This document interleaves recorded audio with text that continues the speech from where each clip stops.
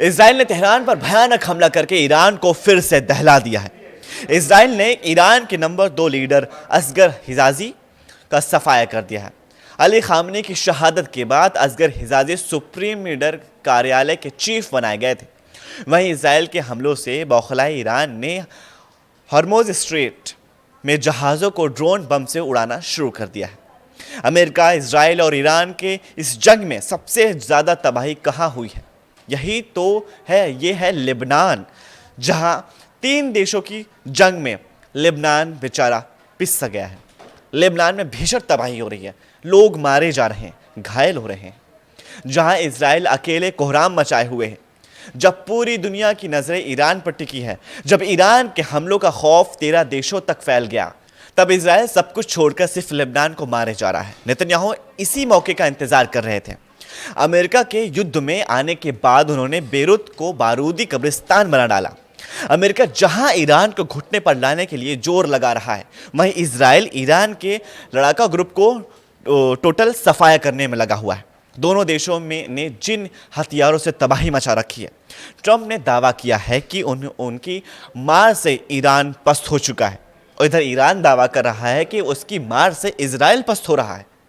लेकिन बुरी तरह से पिटकर भी हार मानने को ईरान तैयार नहीं है, ना ही लेबनान, ना ही इजराइल।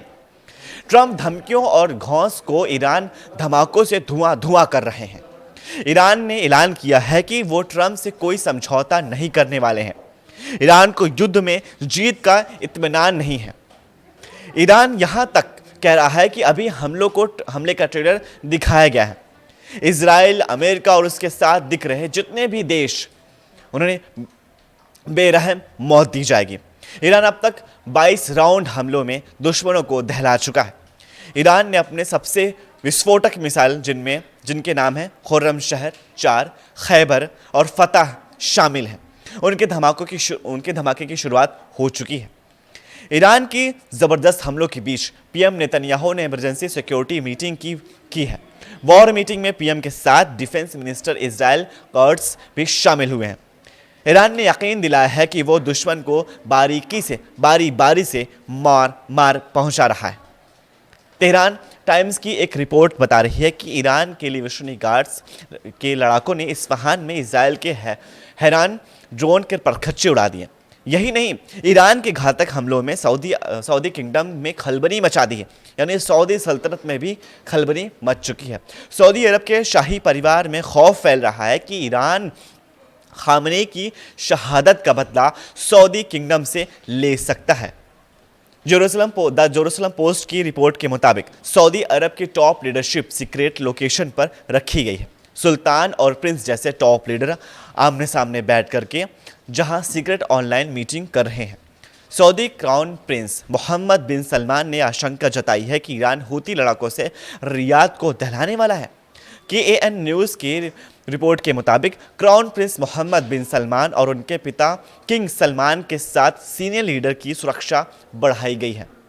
ईरान अपने सुप्रीम लीडर की शहादत का बदला जरूर लेगा और लेना भी शुरू कर दिया है। इसमें शक नहीं है कि ईरान के टारगेट दुश्मन देशों के सुप्रीम लीडर हैं। जो भी हाथ लगा उसका सफाया करने में देर नहीं लगेगी।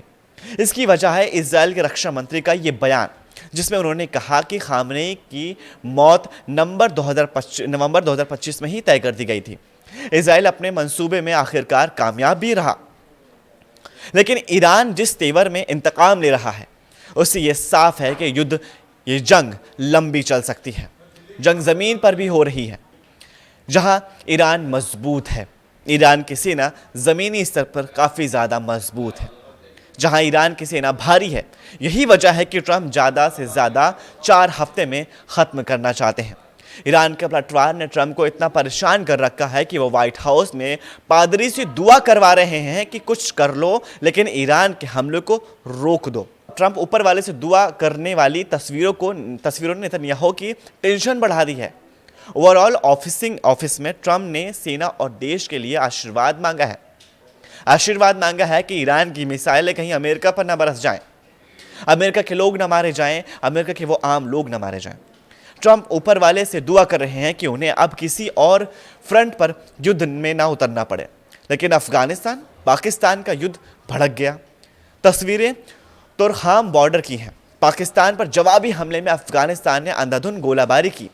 यही वही पाकिस्तान रक्षा मंत्रालय ने जानकारी दी है कि ज़मीनी और हवाई ऑपरेशन में कांधार मिलिट्री पोस्ट को निशाना बनाया गया।